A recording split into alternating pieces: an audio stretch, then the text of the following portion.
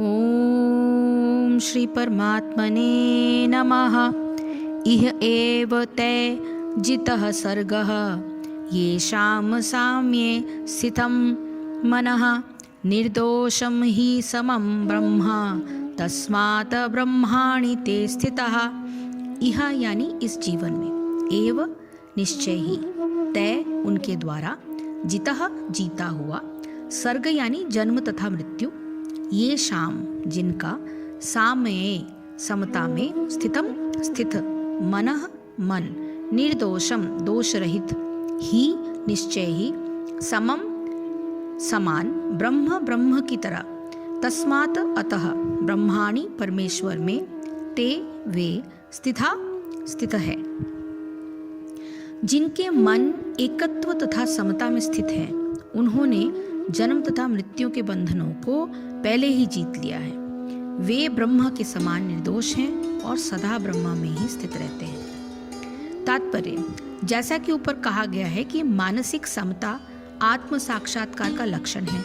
जिन्होंने ऐसी अवस्था प्राप्त कर ली है, उन्हें भौतिक बंधनों पर, विशेषतया जन्म तथा मृत्यु पर विजय प्राप्त किए हुए मानना चाहिए। जब तक मनुष्य शरीर को आत्मस्वरूप मानता है, वो बद्ध जीव माना जाता है।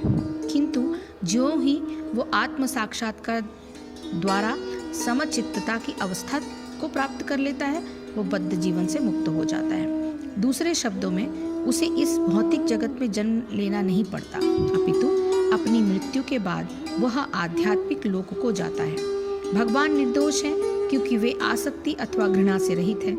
इसी प्रकार जब जीव आसक्ति अथवा घृणा से रहित होता है, तो वह भी निर्दोष बन जाता है और वैकुंठ जाने का अधिकारी हो जाता है। ऐसे व्यक्तियों को पहले से ही मुक्त मानना चाहिए। उनके लक्षण आगे के श्लोकों में बताए जाएंगे। तो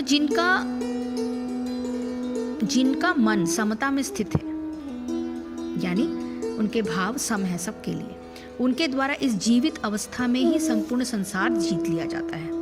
अर्थात वे इसी जीवन में जीव मुक्त की स्थिति प्राप्त कर लेते हैं। क्योंकि ब्रह्म अर्थात सच्चिदानंद घन परमात्मा निर्दोष और सम है, इसलिए वे ब्रह्म में ही सदैव स्थित हैं। समभाव से योगी की ब्रह्मा में ही स्थिति। इस श्लोक की पहली पंक्ति में इस बात पर बल दिया गया है कि सच्चिदानंद घन परमात्मा से एकत्व का भाव स्थापित करने के लिए संसार को छोड़कर कहीं अन्यत्र जाना वांछित नहीं है। सांसारिक जीवन में रहते हुए ही परमात्मा से एकत्व होने की स्थिति सभी को प्राप्त हो सकती है। इस पंक्ति में जो बहुवचन सूचक है, तय शब्द का प्रयोग किया गया है, उससे यह स्पष्ट होता है कि यह स्थिति सभी मनुष्य प्राप्त कर सकते हैं। इस स्थिति को प्राप्त करने के लिए आवश्यकता इस बात की है कि योगी का मन 18वें श्लोक में वर्णित रीति से समभाव में स्थित हो जाए। जैसे कि पहले कहा जा चुका है कि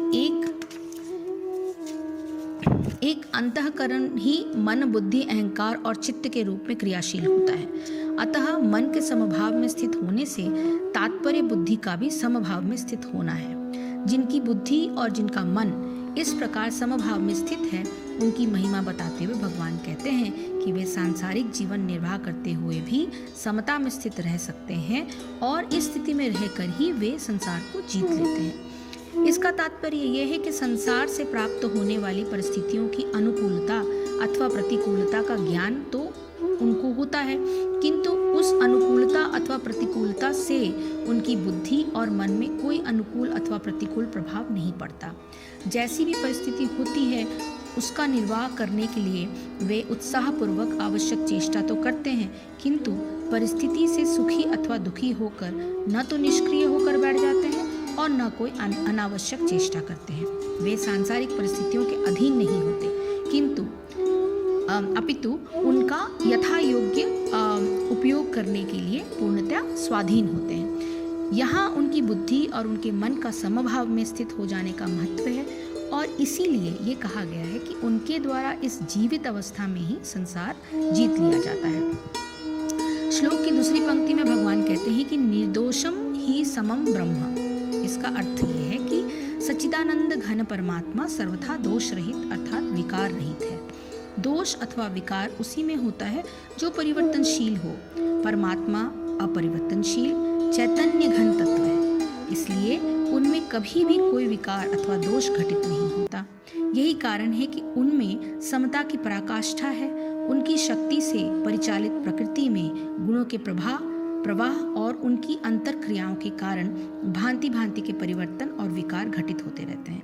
उन परिवर्तनों और विकारों से परमात्मा पूर्ण रूप से अप्रभावित रहते हैं और जो योगी जन संसार में रहते हुए भी 18वें श्लोक में वर्णित समदृष्टि से युक्त होकर समता में प्रतिष्ठित रहते हैं, उनका सच्चिदानंद घन परमात्मा से अनायास ही एकत्व हो जाता है। दूसरी पंक्ति में तस्मात् ब्रह्माणि ते स्थिता पद से उनकी इस स्थिति का वर्णन किया गया है। इस स्थिति को समझाने के लिए उस व्यक्ति को देखना चाहिए जो रेलवे प्लेटफॉर्म पर पत्र पत्रिकाओं के विक्रय करने के लिए ठेला लिए खड़ा रहता है।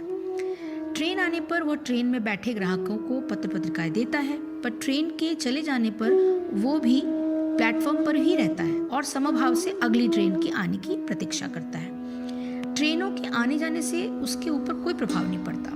वो उससे भी प्रभावित नहीं होता कि किसी ग्राहक ने कौन सी पत्रिका ली अथवा नहीं ली। इसी प्रकार समभाव में स्थित योगी अपने जीवन के आवश्यक कर्तव्यों का निर्वाह उत्साहपूर्वक करता रहता है। परिस्थितियों की अनुकूलता अथवा प्रतिकूलता का ज्ञान होते हुए भी वो उनसे प्रभावित नहीं होता। यह स्थिति सब मनुष्य प्राप्त कर सकते हैं, किंतु इसके लिए उन्हें अपने विचार और कर्म करने की शैली पर पूर्ण नियंत्रण करना आवश्यक है। योग साधना का यही उद्देश्य है। यदि मन को न साधा जाए तो परिस्थितियों की अनुकूलता अथवा प्रतिकूलता से प्रभावित होकर मनुष्य सुखी अथवा दुखी होता है और इस कारण वह आवश्यक कर्तव्यों का निर्वाह भी नहीं कर पाता। इससे यह स्पष्ट हो जाता है कि संसार में व्यवहारिक जीवन के लिए भी इस श्लोक में बताई गई रीति कितनी प्रासंगिक है।